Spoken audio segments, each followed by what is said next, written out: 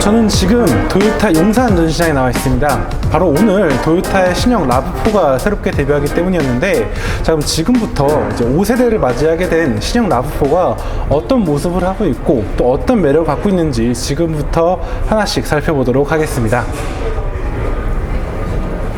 토요타의 신형 라브4를 살펴보기 전에 그 체격에 대한 이야기를 먼저 해보겠습니다. 사실 일본 차량은 세대가 바뀐다고 그 체격이 크게 달라지지 않는 것이 좀 특징이라고 할 수 있는데, 이번에 신형 라브4 또한 이러한 추세를 고스란히 이어가고 있습니다. 전장이 4600mm고 전폭과 전고가 각각 1855mm, 1685mm입니다. 또한 휠 베이스 또한 2690mm로 기존의 라브4와 큰 차이가 없는 걸 볼 수 있죠. 참고로 공차 중량은 2.5 가솔린, 2.5 하이브리드, 그리고 2.5 하이브리드 AWD 시스템이 각각 1535kg, 1645kg, 그리고 1270kg입니다. 자, 그럼 지금부터 라브4의 디자인을 함께 좀 살펴보도록 할게요. 사실 4세대 라브4까지만 하더라도 굉장히 도시적이고 트렌디한 그런 감성이 돋보이는 차량이라 생각이 되었습니다. 하지만 이번에 신형 라브4는요, 조금 다른 모습이에요. 더 강렬하고 아주 힘있는 모습을 표시하고 있죠. 이제 디자인 컨셉은 크로스 옥타곤이라고 해서 이제 지면과 평행 방향에 있는 옥타곤과 지면에 수직으로 있는 옥타곤이 크로스되어 있는 모습이라고 합니다. 실제로 보닛을 기준으로 본다면 이렇게 크게 져 있는 걸 볼 수 있죠. 그리고 측방으로 오게 되면은 이 루프 라인과 트렁크 게이트, 그리고 트렁크 게이트 하단과 범퍼가 또 각을 이루고 있는 거죠.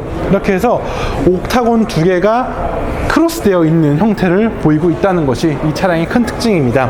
자, 그리고 측면을 보게 되면은 차의 지상고가 굉장히 높게 그려져 있는 모습이에요. 클래딩 가드와 휠하우스도 굉장히 높게 구성이 되어 있고요. 그리고 측면도 이 클래딩 가드 효과를 통해서 시각적으로 굉장히 높아 보이는 디자인을 따르고 있습니다. 여기에 제 개인적으로는 이 5스포크 휠이 굉장히 강인한 디자인을 하고 있다는 생각이 듭니다. 다만 좀 아쉬운 게 있다면 바로 이 면이 굉장히 크게 느껴진다는 건데, 측면에서 보았을 때 좀 심심해 보이는 거죠. 이 부분을 아예 클래딩 가드를 좀 두껍게 표시를 하거나 아니면 또 다른 디테일을 더 했으면 어땠을까라는 좀 생각이 드는 것도 사실입니다. 자, 이어서 후면을 한번 보도록 할게요. 후면 디자인은 굉장히 수직과 직선이 중심되어 있는 디자인이에요. 깔끔하고 간결하게 디자인되어 있고요. 듀얼 타입의 머플러 팁을 적용해서 아주 터프한 이미지를 추가적으로 연출하고 있습니다. 이게 리어 컴비네이션 램프는 마치 렉서스의 것을 뒤집어 놓은 것 같은 느낌인데 굉장히 깔끔하고 세련된 이미지를 연출하고 있습니다. 전체적으로 시각적으로 완성도 높고 균형감이 좋은 SUV라는 생각이 드는 외형이라고 할 수 있겠습니다. 자, 이어서 실내 공간을 한번 보도록 할게요. 자, 실내 공간은 굉장히 균형감이 우수한 모습입니다. 좌우 대칭의 대시보드와 팝업 스타일로 구성된 디스플레이 패널을 통해서 굉장히 차분하고 간결한 이미지를 선사하고 있어요. 특히 이 대시보드는 여러 소재들이 겹겹이 이어져 있는 레이어드 타입이어서 시각적으로 꽤나 고급스럽게 느껴지는 시각적인 효과를 얻고 있습니다. 여기에 TNGA GK 플랫폼을 통해서 무게중심을 굉장히 낮추고 실제 실내 공간의 패키징을 굉장히 효율적으로 구현을 했어요. 그렇기 때문에 차체 크기가 기존보다 커지지 않더라도 불구하고 실내 공간의 여유를 한층 더 확보한 모습입니다. 실제 이 시트의 질감이라던가 소재, 쿠션감도 우수해진 편이고요. 시트에 타공 가죽이 적용되어 있다는 점, 그리고 도어 트림도 굉장히 고급스럽고 깔끔하게 잘 다듬어져 있는 걸 볼 수 있습니다.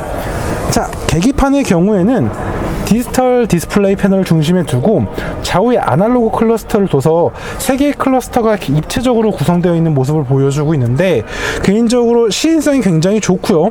또 시각적인 만족감이 우수하다라는 생각이 듭니다. 자, 센터 패시아의 인포테인먼트 시스템은 사실 지금까지의 일반적인 도요타 인포테인먼트 시스템과 거의 동일합니다. 하지만 폰트라던가 이런 한글화가 조금 더 우수하게 되어 있는 모습이 되어 있는데, 그래서 개인적으로는 굉장히 만족감이 우수하다라고 생각이 돼요. 게다가 터치 인식도 굉장히 빠르고 이 조작 버튼의 디테일 같은 것도 한층 개선되었다고 할 수 있겠습니다. 다만 이 안쪽에 이렇게 겹겹이 구성되어 있는 컨트롤 패널이 주행 중에 조금 익숙해지려면 꽤 시간이 많이 필요할 것 같습니다. 자, 참고로 센터 터널은 기어 레버가 오른쪽에 있는 방식이에요. 보통 이게 기어 레버 왼쪽에 있고 다이얼이 오른쪽에 있는데 좀 그 반대의 구성이네요. 근데 재밌는 거는 여기에 드라이빙 모드가 있는데 에코와 스포츠 모드가 있고요. 푸시하면 노멀 모드를 선택할 수 있는 방식입니다.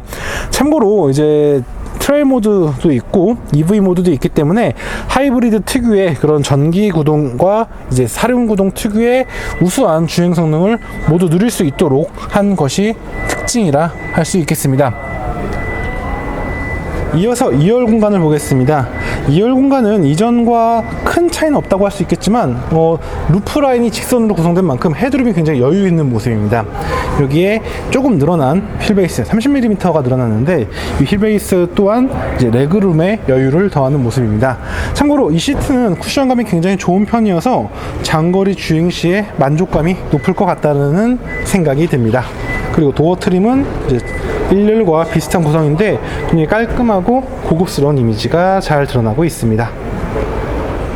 적재 공간의 경우에도 하이브리드 명가라는 느낌이 잘 드러나고 있습니다. 사실 하이브리드 차량의 경우에는 이 적재 공간을 제대로 사용하지 못하는 경우가 있는데 이 신형 라브4는요 적재 공간을 굉장히 여유롭고 넉넉하게 활용할 수 있습니다. 실제 지금 눈앞에 펼쳐지는 공간이 무려 580리터에 이르는데 어지간한 중형 SUV에 걸맞는 그런 넉넉함이라고 말할 수 있겠습니다.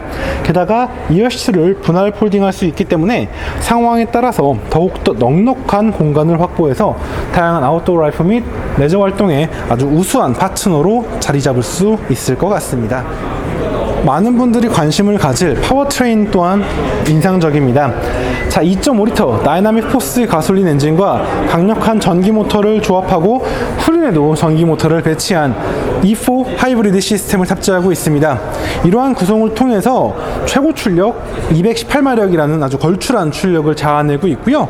그리고 후륜에서 강력한 토크를 발생시키기 때문에 주행 상황과 주행 환경을 가리지 않고 우수한 주행 성능을 확보하는 것이 특징입니다. 특히 이제 도심형 SUV로 알고 있었던 이 라브4가 이런 변화를 통해서 더욱더 강인한 SUV가 되었다라고 말할 수 있겠고요. 이러한 엔진의 조합을 이루는 변속기는 하이브리드 전용 변속기라고 할 수 있는 ECVT입니다. ECVT와 E4 하이브리드 시스템을 통하여서 이 라브4 신형은 리터당 15.5km의 복합 연비를 갖고 있고요. 그리고 도심과 고속은 각각 16.2 그리고 14.6km입니다. 자, 오늘 이렇게 새롭게 데뷔한 라브4를 함께 살펴보았습니다. 이전보다 더욱더 강렬하고 우악스럽게 좀 변했지만 터프한 이미지가 드러나는 디자인과 TNGA 플랫폼을 통해서 더욱더 넓어지고 고급스러워진 실내 공간, 그리고 여기에 하이브리드 시스템, 하이브리드의 명가라고 할 수 있는 도요타의 최신 하이브리드 시스템이 장착되어 있는 파워트레인까지 전체적으로 상품성이 굉장히 개선되었다는 생각이 듭니다. 또한 최근 이제 점점 강화되고 있는 안전사양과 안전에 대한 기준에 충족하기 위해서 도요타 세이프티까지 다양하게 더해지기 때문에 이제 저는 이 신형 라브4가 지금까지 이어져 왔던 도요타의 스테디셀링 역할을 그대로 계승할 거라는 생각이 듭니다. 자, 여기서 일단 마무리하도록 하겠고요. 저는 곧 이어질 라브4 시승 행사에서 다시 한번 신형 라브4를 만나보고 또 실제 주행 환경에서 어떤 매력이 있는지 한번 확인해 보도록 하겠습니다. 지금까지 카올리 김학수였고요. 전 다음에 또 다른 자동차와 또 다른 이야기로 다시 한번 인사드리도록 하겠습니다. 감사합니다.